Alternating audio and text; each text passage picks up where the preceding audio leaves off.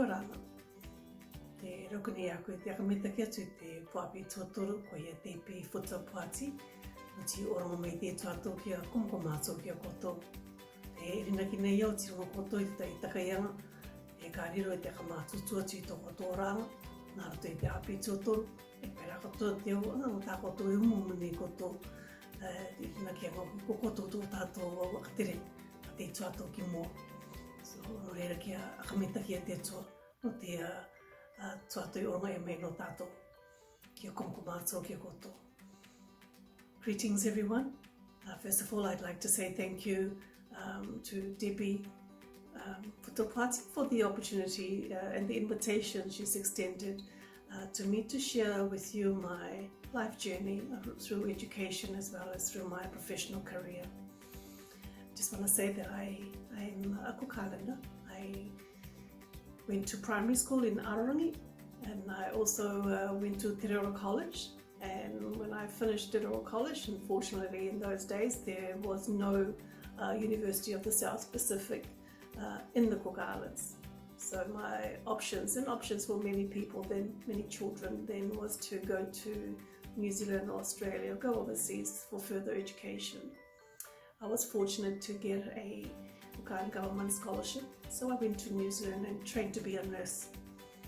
On returning to work in the Cook Islands, I found that there were some limitations to my skill sets and my knowledge base, and that I felt, you know, if I had further training, it could advance my delivery of healthcare services to our people in the Cook Islands.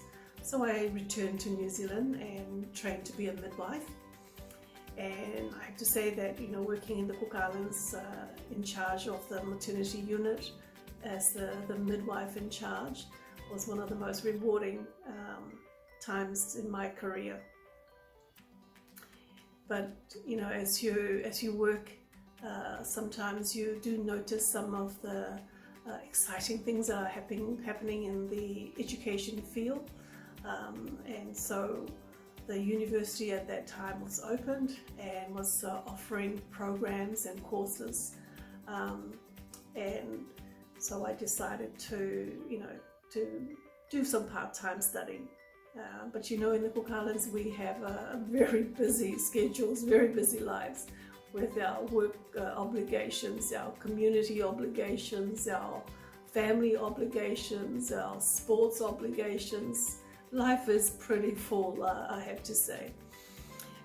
So my initial entry into the USP life was perhaps not as productive as I would have liked because of the distractions that I allowed to come into and interfere in my study schedules.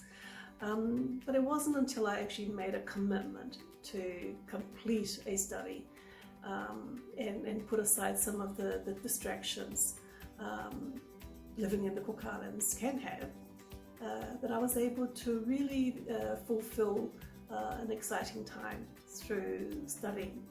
I completed my certificate in civil law, and I also completed a Master of Business Administration degree through the USP.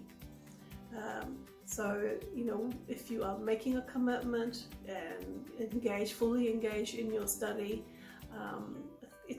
the possibilities are tremendous. Now, completing those programs at the USB provided me with options. An option to either take a change in my career and pursue a career in law, or to continue in my career in health. You know, it was nice to have that option, and I think this is what the continuing education programs at the USB offered me, and so I was very grateful for that. I had to reflect as to what those options meant for me personally, as well as for my family. I decided that the law degree and the pursuit of it was the wrong timing in my life, and so I made a decision to pursue the career pathway in health, and I had completed a Master of Health Science, so the options were open up to me in terms of how I extend my career in the health field. I was fortunate to have an opening in the vacancy for a Secretary of Health back in 2012. I felt I was equipped with the right qualifications to actually put an application through, and I was fortunate to have been appointed, and I felt that I had the right qualifications, I had the right experience, and I had the right background to actually enable me to deliver on the expectations of a Secretary of Health.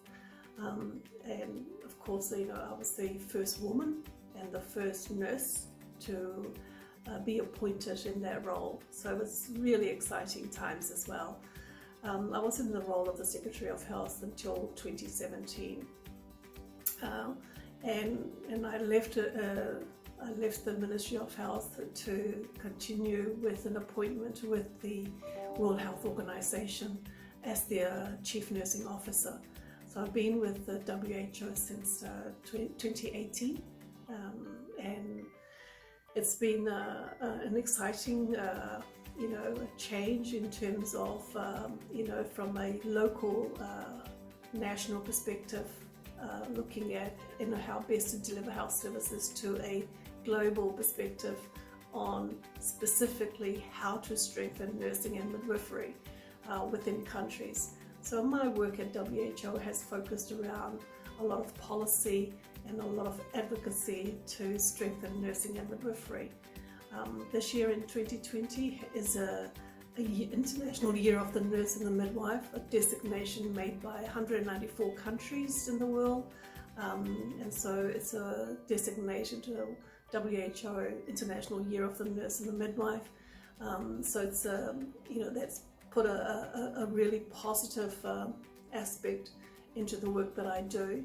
Of course, we have COVID-19 pandemic that's impacted on a lot of countries and impacted on a lot of healthcare workers, and especially nurses and midwives. So a lot of my work has focused around supporting our nurses and our midwives in countries through leadership and through education and continuing professional development. And so it's really, for me, to be at this time of my life, very good to reflect on where it may have all started, and I believe that you are on that platform now. You are at a stage where you're going to make a decision about your future career and your future education choices, and I believe that the University of South Pacific has been instrumental in my advancement to this level.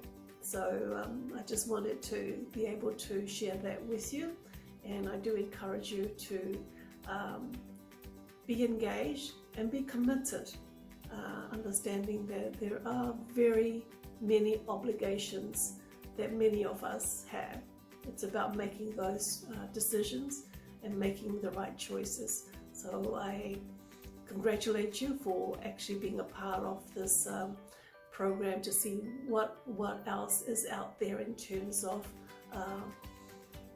education at the tertiary level. And I believe, as I said, the University of the South Pacific has delivered for many of our people. So I wish you all the best, and thank you again for this opportunity to share with you a short snippet of my life and my career choices. Thank you very much.